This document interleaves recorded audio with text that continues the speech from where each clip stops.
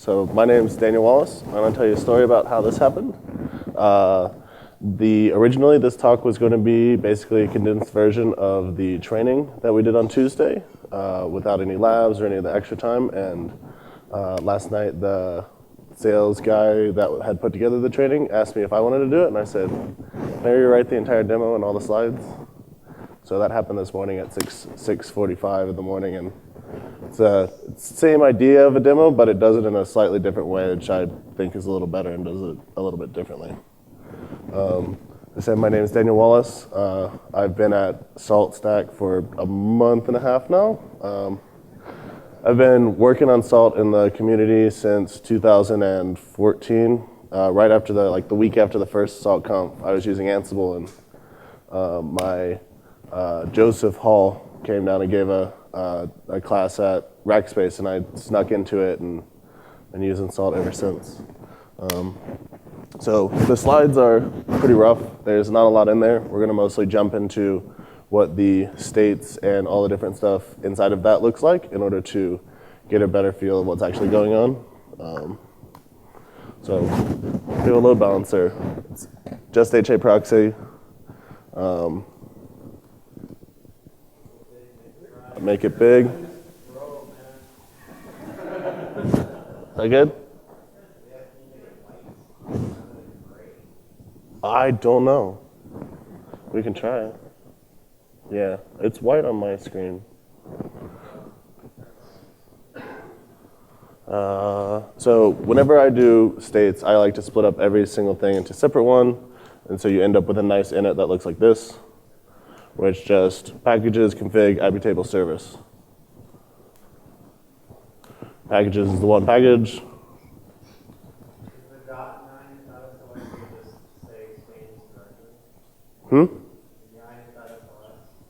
The dot is the same as stay in the same directory. It's like a relative path. Yep. And in the config, I need the package installed for the config, so I include packages. So if I want to just run the config, it'll do the other part that I need for packages all the way down the tree like everyone else does them. Then we have our Apache Server, which all it's doing is same thing, packages, config, service. All this one's going to do is drop an index.html file in there with the server's host name, so you can see what minions we're hitting on the configs. All right, that's the easy part. Now we're going to use beacons. Who here is familiar with beacons after we've talked about them this week? So what a beacon is it's a way in order to, for the minion to notify the master about information about itself. By putting messages on the event bus for the master, you can then use those events to react and do other tasks for. Usually what happens when you have an event, you trigger an immediate reaction in order to react, but there is another, well, let's go through that first. So the only thing you have for a beacon is this. So what we're saying for this is we're going to monitor the load. We're going to check every 30 seconds. The default is every second, I think, every second or 2 seconds. And then we want to alert when the load average for 1 minute is, the 0 is we want anything below 0 as your load, so nothing. And then anything above 1. These ones aren't really important for this demo because we're not going to run anything that's going to get us over 2 at the 5 or 15 minute mark. But you could potentially alert off of those if those are what you prefer to do. And then this just goes into a pillar. It gets assigned to the minion. When you refresh the pillars on the minion, it'll start running this process at whatever interval you've set it at. And it'll check. And anytime it is outside of those values, it'll put an event on the event bus for the master. Is everyone with me so far? Okay. Here's where it gets tricky. Who knows about salt queues? All right, salt queues was put into Salt about 1.5 years ago, I think, by Dave Boucher. The original implementation was using SQLite. Now, I know it's not a queue, but SQLite is a default library in Python, and a single table instance worked just as well as using an actual queuing system for the initial implementation. There's now 2 queue modules. I put in the other one. It's a Postgres backend. So also not a queue, but I needed more data than a 1 entry in a table that the SQLite one was giving me. So, like I was saying, initially what happens is you immediately react, and then when the event goes into the event bus, usually the reactor immediately reacts and does something. Well, if let's say I have 5 minions, and only one of them goes over a load of 2 or a load of 1, I don't really care. If the rest of them are below 1, my environment's still fine. What I want to know is what percentage of my minions are over that load. So the beacon is checking every 30 seconds, and then what it actually does is it stores that minion alerted in the queue. All right? And what we do is queue cloud. What we want to do is we want to build cloud servers based on percentages. So we use this runner. Let me move it to the top. We use this runner, the queue insert runner, to insert the ID name of the minion into the queue. And then the next step is we want to process the queue at another interval to know how many minions have alerted over a certain period of time. So we have the scheduler. The scheduler will process the queue. This one was for cloud. It processes it every minute. So it can do, there's minions have 2 chances every minute in order to alert. If we then know how many minions alerted since the last time that we ran the scheduler. The next part is when it runs the scheduler, we have another process in the reactor. So here we have the configuration on the beacon load in order to dump stuff into the into the cloud queue. And then every minute when it processes, if there's anything in the queue at all, even if there's not, it'll still kick off this task, this tag in the event queue, and it will render this reactor. Let's see, I don't remember what my next slide is. Oh, we get that in a second. The next step is to run this reactor. This is where it gets fun. So we have the wheel. There's a couple extra things in order to generate a random string so that we can have random host names. But what we're doing here is we want to know how many minions there are.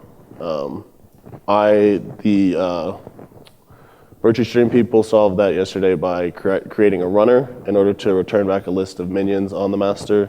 I use the wheel client, which is tied into the key system, so I can know how many keys there are that start with web. And then I have my list of items from the process queue, where it processes them, and it says this many alerted, and then I divide it by the number of minions that I have that start with web, and I get a percentage of my environment that's alerting. If it is under 70%, it doesn't render any reactor, so no cloud server is built.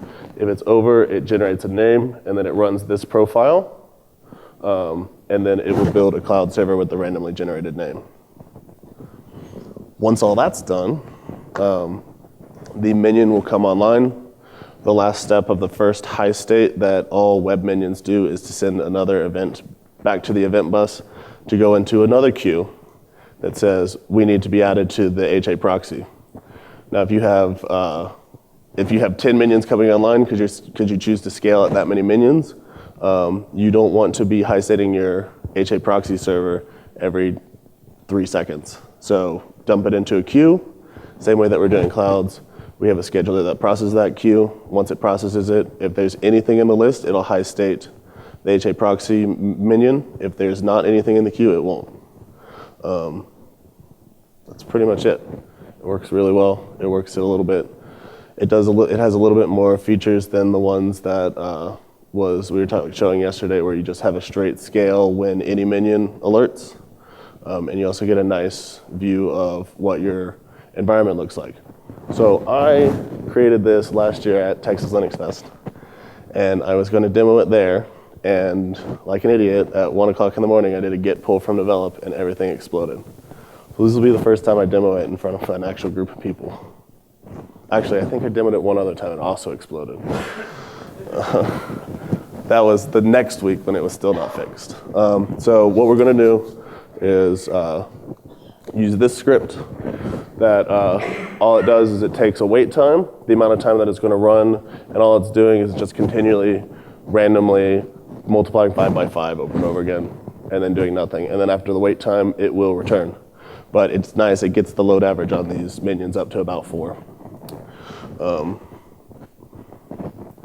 What I want to start with is, who's used tmux with iTerm?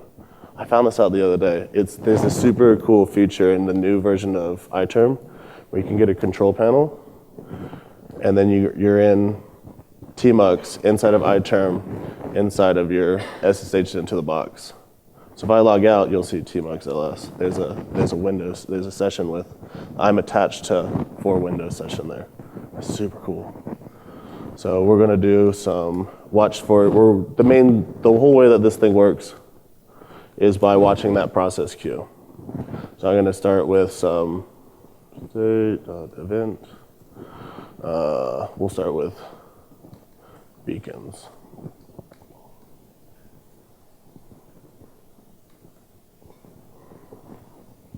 We'll get another one, we'll do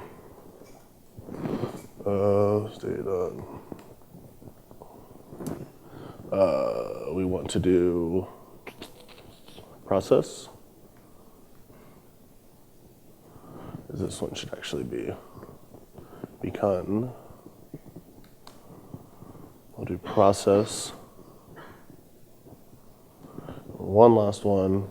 This is when the minion becomes online, it will high state and say, put me in the HA proxy queue so that I can be added later.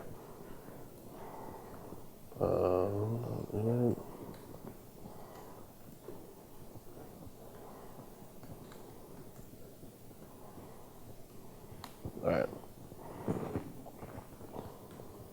And there it goes. So this one runs every minute. We'll see this one the entire time. We'll be able to watch it. But this script,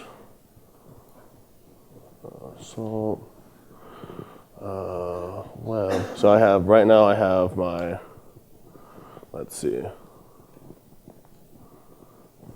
if the HA proxy is up. All right, so HA proxy is up. There's one minion in it.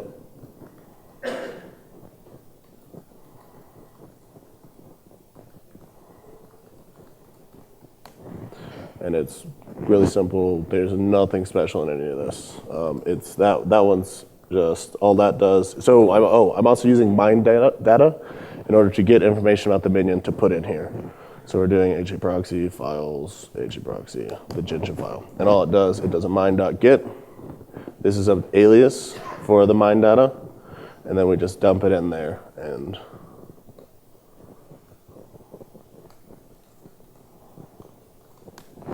that's all it is. So we get a little nice alias so we don't have to write out network.ip adders. And then the CIDR, anytime we want to use that mine data, we just have to say private IPs. All right. Web, cmd.script, salt, load, script.py. And then the default is 120 seconds, and I'm just going to throw it to the background because I don't care about it. So we'll see in a second, is we'll start seeing events come through on this one. It's exciting. The 1 minute is I'm sitting there just going, 1 minute till the start of the talk, and I'm just going.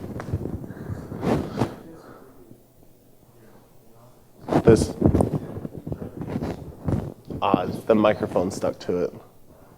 Yeah. Yes, I tweeted it out this afternoon. So I started at 6:45 and I ended finishing this demo at about 10:45. There we go. That's the first one. But if you go to github.com/gtmanfred/predictive orchestration, literally everything's in there. I'm going to update it. I stripped out my cloud API keys so that you can't using SDB, and I can show you that in a minute. So we should see in this cloud one. Yep, there it is right there. Then when we see that, we'll see there's a cloud server getting built. And then there's its name right there.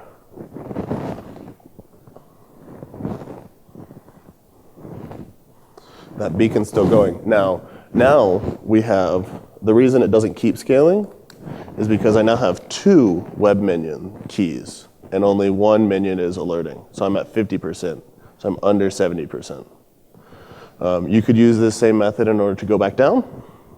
You just create another queue that's scale down, and when there's that threshold in the load thing, when it's below, start putting stuff into the scale down one. When you have a certain percentage of them that are below and no one's above, using that same kind of logic. I used the Pi renderer so I could do some fanciness in that cloud reactor, but it was not, there wasn't too much craziness in there. So what you'll see here, we got another cloud process with the web one in there, but because it was 50%, it didn't launch off another process. You can see that. There's still only 1 extra key. And so now, this one's the one that takes a while. So, you wrote the script just to determine the percentage of your servers that are under load. Mm-hmm. Is that kind of similar with the Thorium is going to do? Where you Yes. select multiple Yep. event-based stuff, and then once I have so many things triggered, then I want you to proceed. You scripted it out, but that's kind of So the question was, is this what Thorium is going to be kind of? And yes, it's one of the things that Thorium could do. Thorium is going to be a whole set of modules that you'll put in Salt Thorium that you can say, I want to know percentages of minions that have launched this event in the last 30 seconds or whatever period of time you want to capture data over. So you can do the same thing, but you can't right now. So you can use this, yeah. There we go. So here's the one that the Apache server has come online, and we should see the next time around that there's something in this HA proxy one.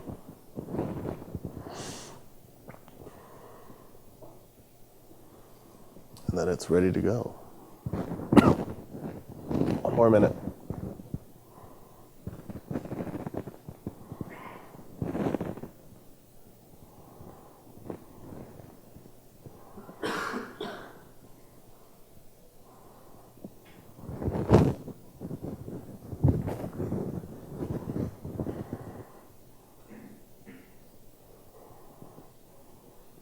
Coming along. It'll be there soon. Are there any other questions? All right, there we go. There's the HA proxy queue, and you'll have, now there's 2 of them in there. So it's a nice way to continue to do that.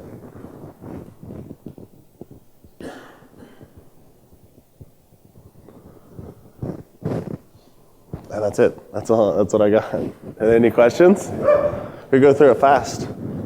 When it works the first time, it's way better than me sitting up here troubleshooting. Question? Can you go a little deeper into how you're actually using a queue? Literally all you're doing is, so if you look at it, I don't remember how to connect to SQLite or do any of that stuff, but all it is a 1 key table, and you say insert into table.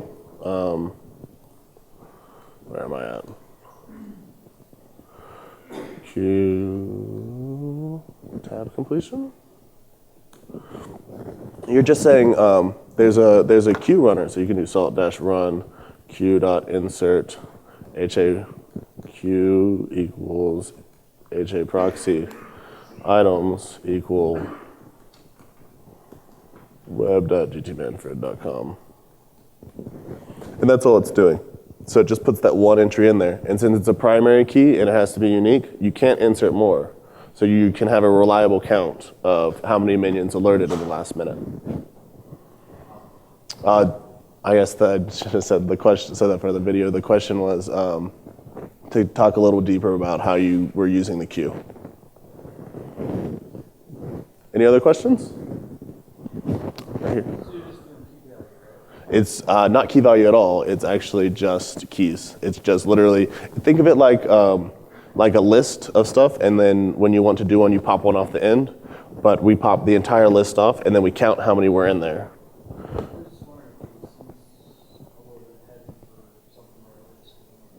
Yes, there's no Redis queue. There's actually no queue implementation in the Salt queues yet. Yes, at some point when we get around to adding them.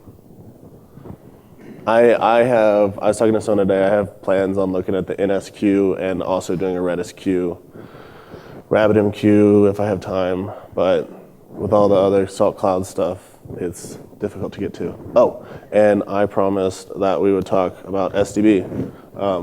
In an effort to make as much of this talk available as possible, I even included my cloud configs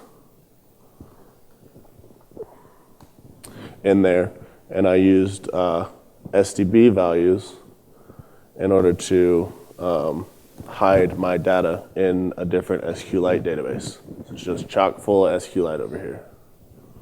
There was a question over here. Maybe not. Why SDB rather than pillar? I didn't want it to be, so if I put it in pillars, then I wouldn't be able to expose all of the flat files. I have all the pillars in there as well. Plus, this is in Salt Cloud configs, which do not have access to the pillars.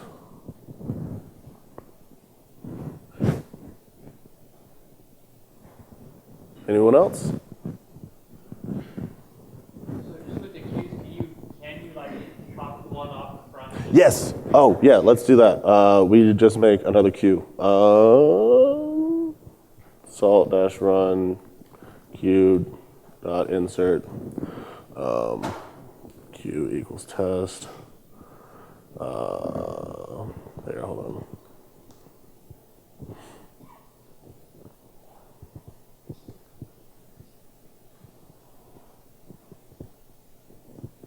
Yeah, I'll do this one. So one of the things you can do is you can say, I want to do one at a time. So let's say, so I used to work at Rackspace. Rackspace Cloud Load Balancers can add one server at a time to the load balancer. If you want to add one, you have to process one server, and then you do that one server, and then you go process another server. And so now I've added 3 things into the queue, and I can do what I was doing in the other one and process all, or if you just want to do one at a time, my queue 1, and it'll spit out one item right here. So this item is actually, it's not spit out for you to use, it's spit out, it processes the queue and spits it onto the event bus. So you actually see it right here. Here's the process event that you can use to key off in the reactor, and you have one event in it, or one item in it. And I can, now there's 2 left, I can say 2, and I now have the other 2 items. So you have to, basically with the queue, it always just spits it on the event bus, and you always have to use that Yes. off the reactor. Correct. Okay. It's specifically for trying to bundle tasks, like the knowing how many events were. That's why, I don't know why nobody has used it yet, but I found it one day and was just like, that's interesting. Okay. Any more questions? Yep. Can you in any way update queue items? Say you send the same message with the same tag, and instead of adding an item to the queue, you just update the one that I do not believe so. We can check the code real quick. Okay, I have to get out of this. Oh no.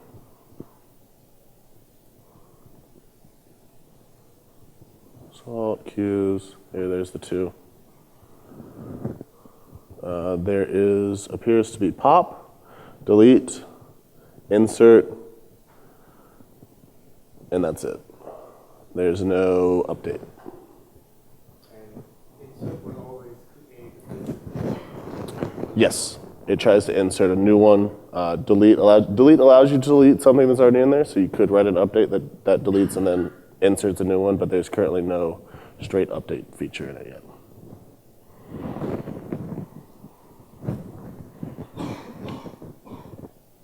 Anyone else? Anybody interested in this more? Going to try it? All right. Cool. All right, well, I'm done. I'll be up here if anybody has any more questions. Otherwise, you get 15 minutes, 20 minutes back. Okay. Where is it to plug this into ELB so that you can bring those systems online? The question was how easy it is to plug this into ELB and bring those systems online. If you want to write a runner for it, or you figure out a way to have the reactor run it, you can do that all day. I did it, so that's what I was going to do at my Texas talk, was using that to add into Rackspace Cloud load balancers. But yeah, you could totally do that. You just have to write it. That's why I started using it, because adding the same thing this way, HA proxy, I don't want to high state it all the time. But yeah.